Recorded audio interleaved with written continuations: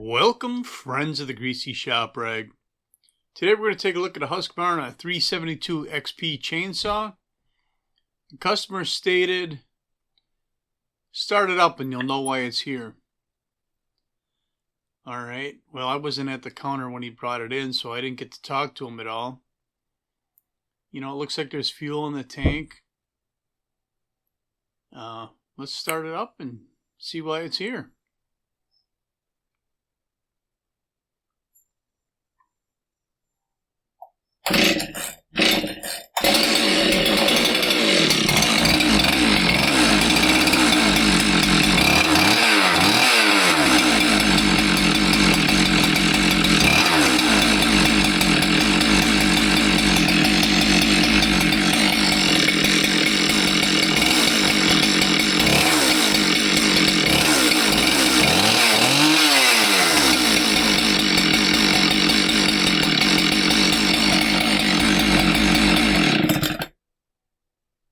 Alright, so it wasn't here because it smoked a little bit. It was here because it was making a distinctive noise. And obviously this noise isn't something the customer had heard before because he heard it and brought it in. Figured something was wrong. So we removed the air filter and it looks really clean in the throat of the carburetor. The spark plug looks really rich, and we did see it smoking a lot. And looking inside the cylinder, we're looking for clean and shiny. But in fact, the cylinder walls look good, but something else is going on in there. And my thinking about it finger is tapping on the handle there. So let's put the camera inside and take a really close look at what is going on inside this cylinder. Alright, if you look real close right there, there's a divot right at the exhaust port. A little bit of banging around on top of the piston on both sides of the port between the transfers and the exhaust port. What are we doing here? Spinning it over a little bit, get that piston down at the bottom again. Take another closer look. Something's been rolling around inside of here. So with this camera I can turn it around 180 degrees, and now we're looking back up towards the spark plug hole, and we're looking at the squish band inside the cylinder. And if we look real close, where is it? Right there's some banging going on right near the decomp valve, so that's not right above the exhaust port yet.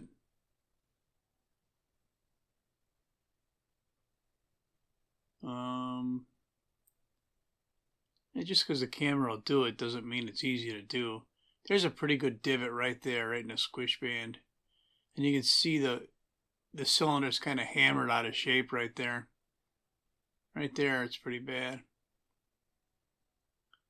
So something has been banging around in there.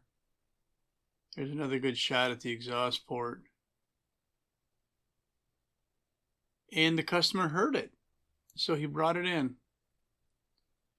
There's all kinds of weird stuff going on top of that piston.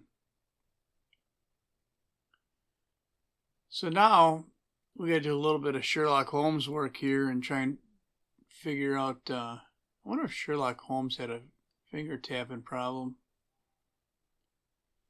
Anyway, we got to figure out what happened there, what was bouncing around inside the cylinder. Right now I'm thinking about, you know, maybe that's part of a bearing. Could be a crank bearing. Could be a rod bearing. I'm not sure. So I'm going to pull the starter off, and on the flywheel side, we'll see if the bearing is loose, wobbly.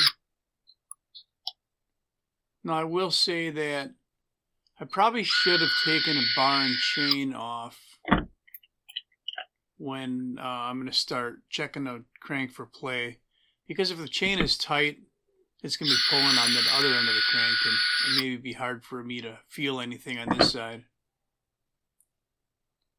And I don't feel anything right now, although I do see the fins of the flywheel are kind of beat up.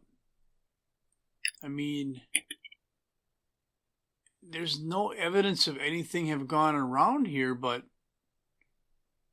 look at the edges of the fins. They're all hammered.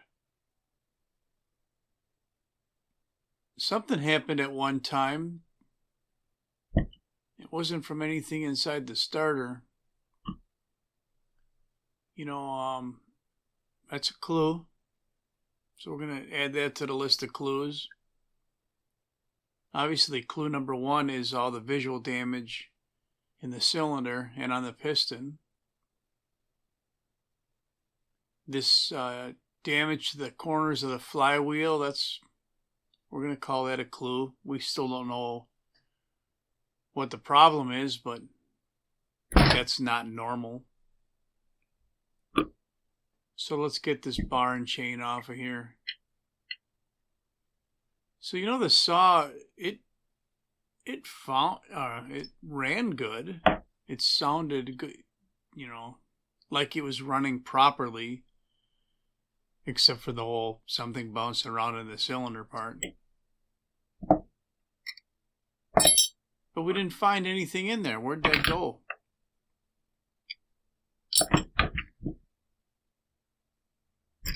I don't feel any play on this side of the crank. I mean, we got our rim drive is a little sloppy on there, but it's I don't feel any play. And you know, even if a cage is out, you might not feel the play in the bearing. And only when the thing's running and the balls start moving around in there can you actually have leakage. But it didn't run like there was air leak, like a crank seal was out. And I just shined the light into the micro screen of the muffler, or the spark arrestor screen, I should say. And there's no evidence of anything collecting in that screen. Now this saw probably has the metal caged bearings in it, not plastic ones. So if a cage was bad, first of all, a metal cage isn't going to stick in the spark arrestor screen. And a plastic cage wouldn't make noise. The parts wouldn't make noise when you're running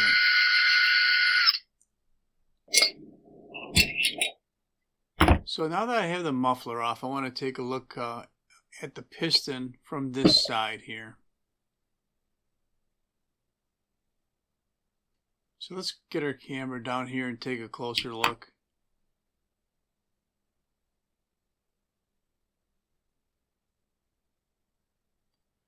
All right. Steady yourself out here. There we go. You can kind of see that half moon looking divot right there at the very top of the piston. That must be where the metal piece got caught on its way out of the cylinder and into the muffler, because it damaged that edge of the piston pretty bad. And later you'll see that the top ring is actually pinched. So there's something inside this muffler. I don't know if the audio picked it up, but I can hear something in there. And I have to take a look and see if it's something that maybe was in our cylinder.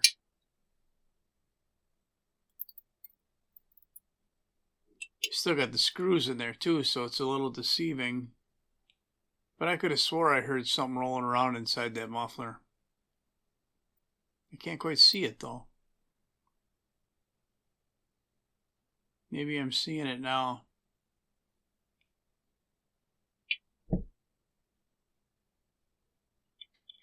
but nothing's coming out.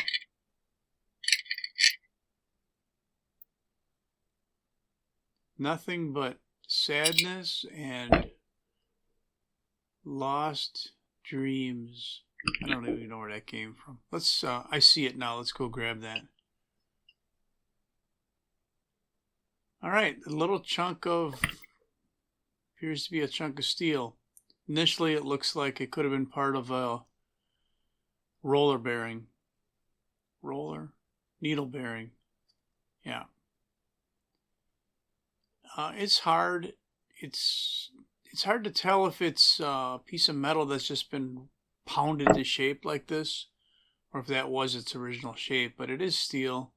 Magnet picked it up. So it's not like a broken piece of piston or any part of the crankcase. So we're going to dig into this a little deeper now. I mean, you have to get the cylinder off of here and take a deeper dive into what we might have going on. At this point right now, I really believe I'm going to pull the cylinder, pull the piston, and find that the cage for one of the two connecting rod bearings is broken and there's a needle missing. Let's see if I'm right or wrong on that. First things first, we got to do a little housework and get rid of some of the schmutz. So we are going to open it up, and I don't want all that dirt falling inside the crankcase. At this point, I don't know if the customer is interested in spending $90 on a piston or $350 for a cylinder and piston, or taking a chance on the bottom end being good or not. So we'll just have to rip it apart and see if there's something that stands out as the problem. Couldn't quite get on this one cylinder screw, 5mm size hex to remove it.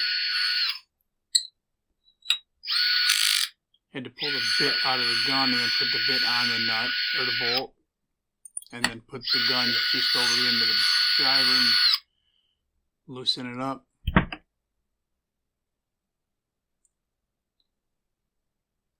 So let's see.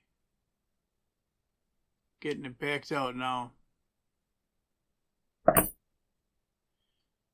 So now we got a carburetor to deal with.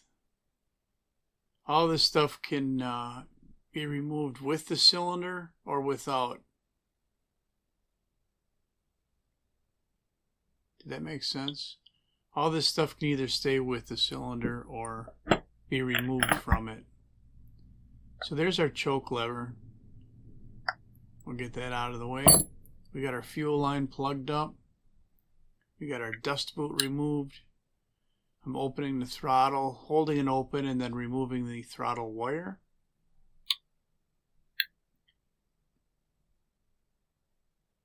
And then I'm removing the throttle cable out of the holder, which is part of the air filter base. Now there's two screws. These would be 3mm size. These run through the air filter base, the carburetor to the intake, and bolt that down. Got the screws out. We still have an impulse line on top of the carburetor. Cylinder is loose. Not loose enough to remove. I've got to take that anti-vibe spring bolt out of there.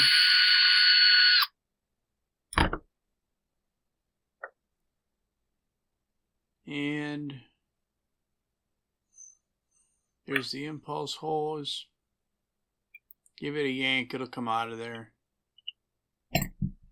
Harvested a carb.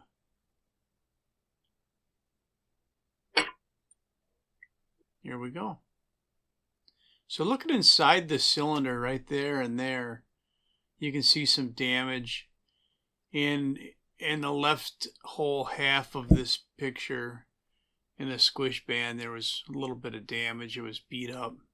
Nothing that would prevent you from using that cylinder again, except for where the harder smacks were to the top of it. That might be some localized hot spots if they weren't cleaned up. So I want to get the piston off. There's a circlip on this side. We're going to remove that. Sometimes these are easy to pop out of here, and other times they're more difficult. That one came right out. And of course the handy dandy scrunch for popping the wrist pin out of here.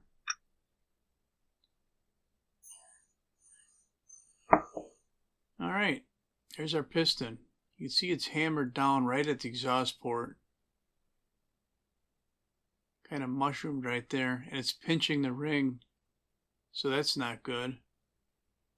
The other clip is still in there, and the ring locating pins are still in the piston.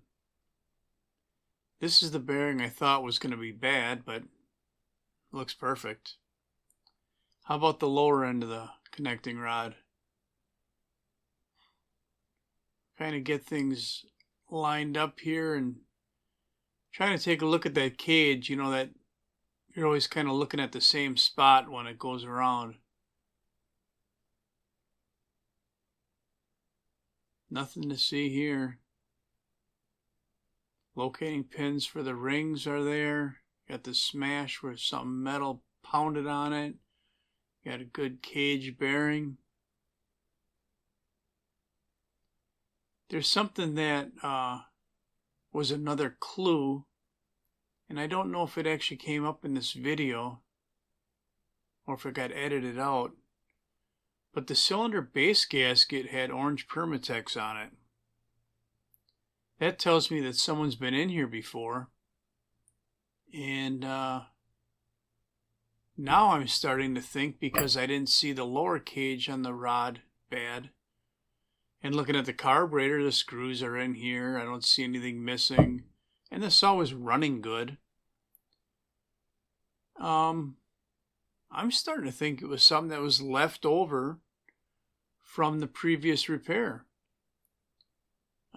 Whether the case didn't get flushed out after they did whatever they did. I mean, the cylinder was obviously off of here at one point.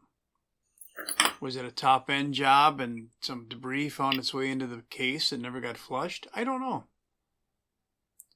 At this point, I don't know if the crank bearings are any good or not. And all I can do now is tell the customer what I've found so far, get his thoughts as to how he wants to proceed. And it turns out he's actually kind of anxious to buy a 572. And this was just a good reason to move in that direction. So I bought this saw from him, and I have it now. And I'm going to strip and flip it and sell the parts in my eBay store. But I'm going to base the problem here as foreign material left in the saw from the last time it was opened up. But if I find out anything different while I'm stripping the saw, I'll do a follow-up video. So if you don't see that follow-up video coming up, you'll know that it was probably something left in there, and the crank bearings are still good on it right now. So that's all I'm going to have for you on the Husqvarna 372 chainsaw that is making a weird noise. Thanks for watching. Later.